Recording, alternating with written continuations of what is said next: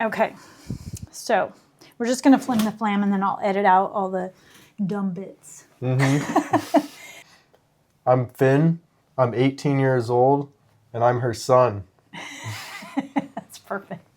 So I asked my kid if I could interview him for this video because something happened a few weeks ago that inspired this entire video. I was helping him get new tires for his car. And when we went to pick up his car, he goes, "Hey Mom, I want to show you something." And he opens the center console in his car and shows me a stack of CDs.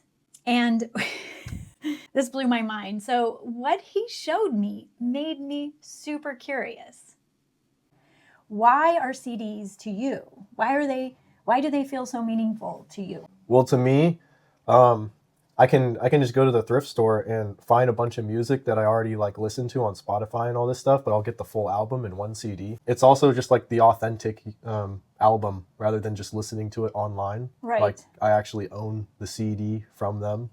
And then I asked him about the music because here's the thing. None of it was from his generation.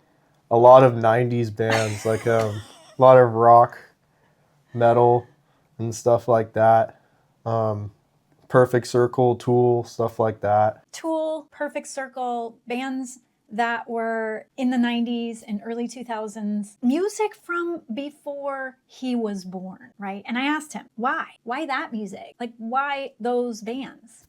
And this actually fascinated me. So I did a little digging around in the research and found some interesting statistics about his generation and this idea of nostalgia. Because nostalgia, real nostalgia, right? The nostalgia I thought I knew about before doing a bunch of this research is supposed to be about memory, about lived experience, right? But my son's interest in this music, it doesn't come from a direct memory he has of this music, right? Or an era. He wasn't there. He never went to those concerts. He never even watched them on MTV like I did. And he did kind of explain why he prefers this music over a lot of other music we hear nowadays. But I'm a curious human who likes to dive a little deeper, so I did. And just so you know, like in many of my videos, I promise to bring this all back to branding. So hang out with me for a little hot minute, okay? So here's the thing that might surprise you about nostalgia.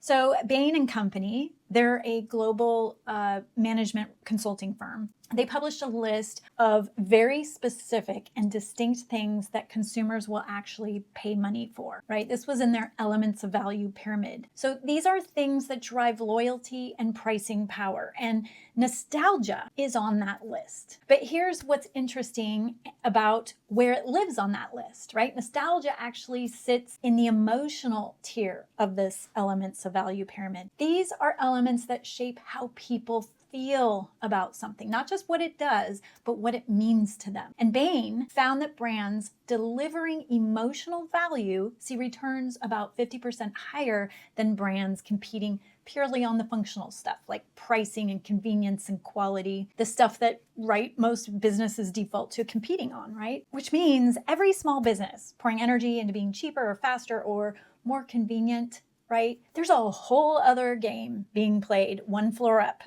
and nostalgia is part of that. And so it doesn't just show up in theory, though. I did some research, and a firm called Mintel noticed something during the 2008 recession, right? Nostalgia actually spiked. People reached backward when the present moment felt really hard, and it did back in 2008. And they've tracked that same pattern through every period of economic stress since, which might explain why, as of last year, nearly 2/3 of American adults said that they felt nostalgic in just the previous week, right? So something is happening right now, but check this out. The generation driving the nostalgia wave the hardest right now is Gen Z. And here's something even more wild. Gen Z is nostalgic for things they never experienced. So 37% of Gen Z feel nostalgic for the 1990s, despite many of them not having been born then, right? Like my son. 80% report nostalgic feelings for historical periods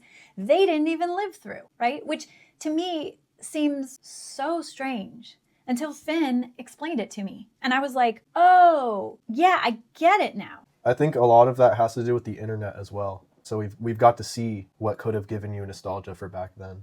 Before the internet, when you miss a generation, you just completely miss a generation. Like, you don't really see what's going on back then. But the internet, you see like every year on the internet through videos and pictures. Right. That was my aha moment. Nostalgia used to live inside the heads of people like me who experienced it, right?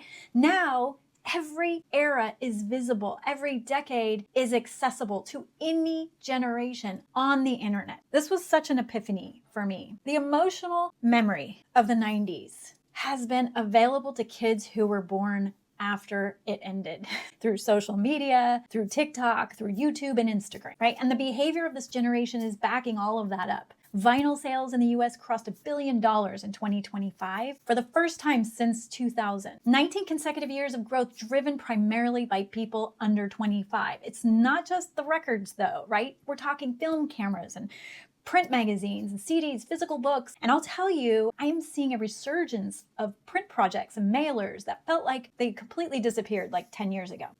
But it absolutely fascinates me that the generation that's never known a world without streaming is leading the charge back to analog, right? When I drilled down even further about why 90s bands appeal to Finn had this to say. I don't know why.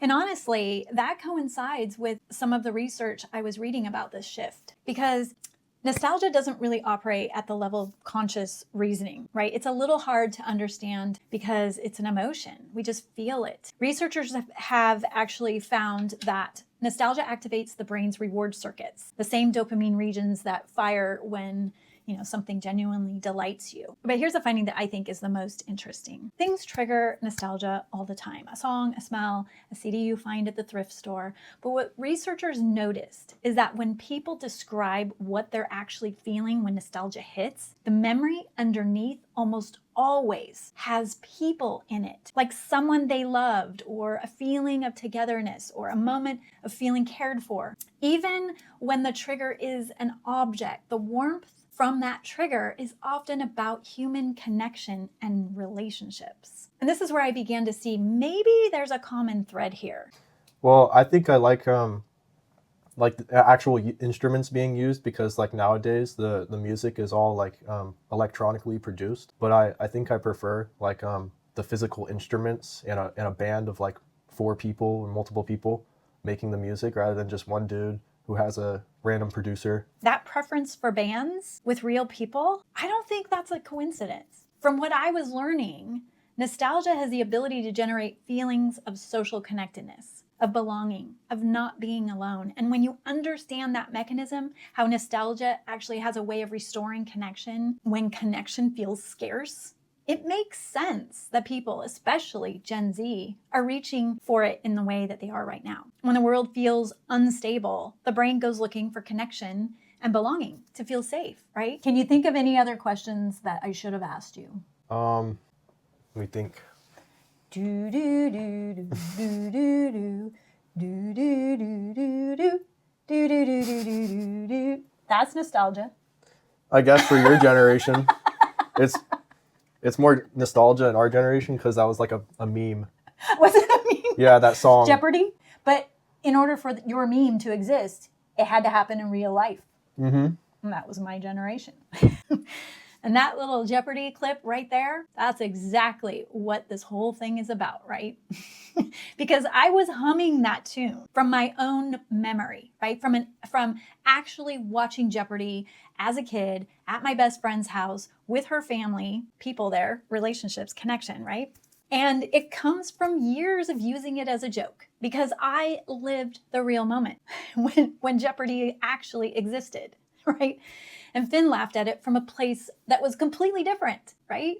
From a place of a meme. So it was the same tune, the same recognition, completely different origin of the feeling. And it turns out there's a name for that, right? Researchers who study nostalgia identify different types. The most familiar type of nostalgia is personal nostalgia. It's lived memory. right? Your own experience. That's me humming the Jeopardy theme because I actually grew up watching it. It's direct and immediate, the most emotionally potent kind of nostalgia. And then there's this other type of nostalgia that's really odd. But so the writer John Koenig, I think that's how you pronounce his name, coined the term anemoia. Anemoia. Nostalgia for a time you never experienced, right? And that's Finn in the car with his CD collection. He didn't live through the 90s, but somehow it still feels like his, right? And that's actually what makes this so interesting, because Finn already said it earlier. Before the internet, when you missed a generation, you just completely missed it, right? And now you don't.